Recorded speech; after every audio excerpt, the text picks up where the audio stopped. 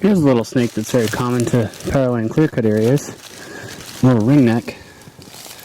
It's the northern ringneck snake. You'll find a lot of these under rocks. This is a first species of the afternoon today.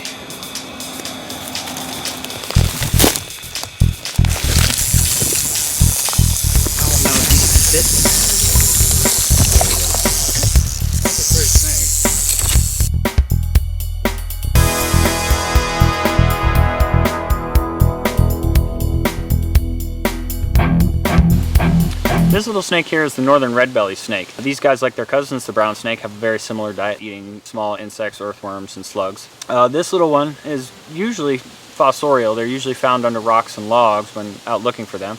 This one I was getting ready to flip a rock and found it actually crawling across the ground just ahead, so I grabbed it so we could observe it. I'm just going to go ahead and release it. I always enjoy finding these guys. They're always a nice treat. I mean, look at that beautiful belly.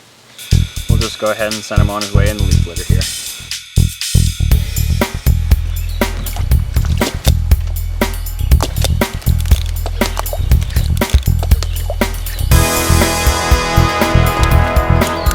Seal salamander. So Chris was just asking. It's wiggly. What's it doing? Its tail. It's scurred. Huh? Why does it do that? So Chris was just asking, how can you tell if this thing is a seal? We usually look at the blade-like tail, the toenails, and the pattern, which is hard to see in the dark forest. When you put a light on it, you can make out its pattern pretty easily.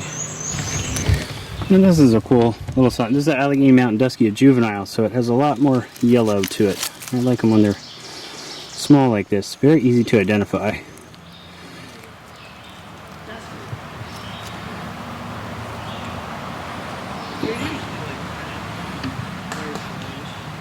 Now when these are bigger, they're a lot darker in color. You can have a good look at that one there.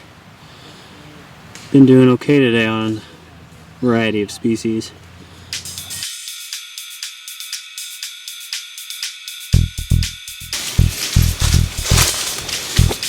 Do you see him?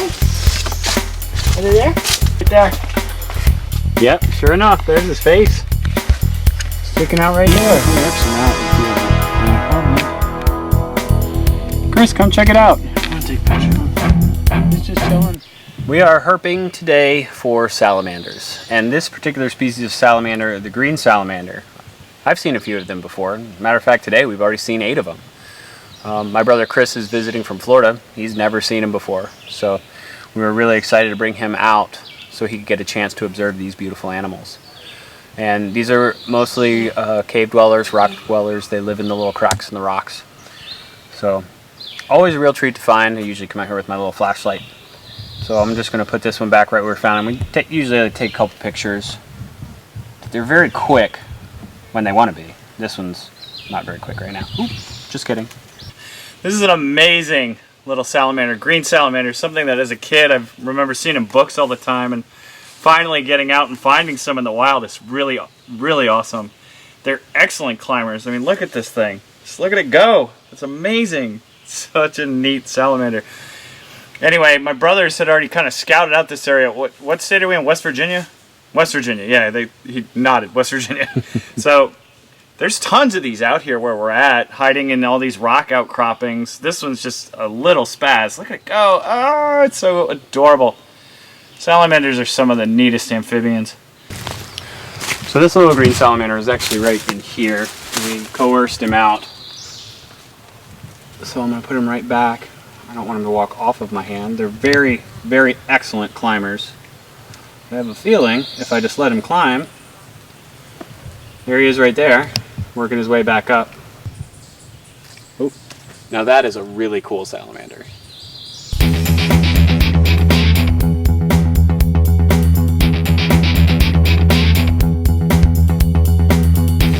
That rock. Bothered enough. There was the second one that went under there.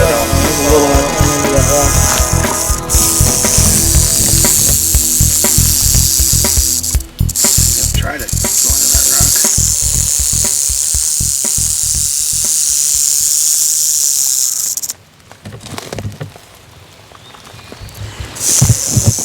Can't put your rock back if you're sitting there, stupid. He's not in that spot where it goes right there.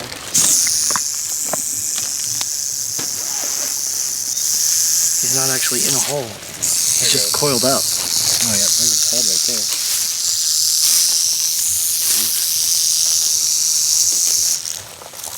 I don't know if he can fit in there. That's a pretty snake. The other one went in this one under here. That's fine. I want to safe. Just want to move him so I can put the rock back. Coming this way? Yeah. Go ahead and pick this up. Usually in the timber rattlesnake shed, it's very distinguishable. Very obvious pattern because it's the patterned animal. You can tell because of the way it is. You can tell because the way it is. Very profound. I learned that from a nature program on YouTube. Very educational stuff. Right, Matt's already found 2 rattlesnakes. We're approaching a den rock that we visited a couple times. There's one right there. In the bushes, coiled up. Oh yeah. Yellow phase. The big fatty. Down in there. Club moss. There's one right there, Chris. I'm standing right on top of I it. see body section right in this hole here. And there's one that's on the outside. There could be others in the bushes. Keep your eyes open. There's a. Oh my god, he's freaking out. My dirty now. Clean some of the dirt off it. That's a cool salamander. That's why they're called longtails. So we're on our way back, heading home through the forest. We decided to stop off at a stream and look for some streamside salamanders. And we had some luck with that. And on our way back, right by the road in this forest, found this big old longtail here. And these guys, they're fairly terrestrial, meaning they don't actually stay down in the streams. They have a larval aquatic stage, so they actually start off in the stream and then they move out to the land as they get older. They're fairly social, so usually when you find one, you can find more. And this one here, this one's really big, and you can see why they get their name Longtail. I mean, his tail is, give or take, 2-3 inches, if not longer.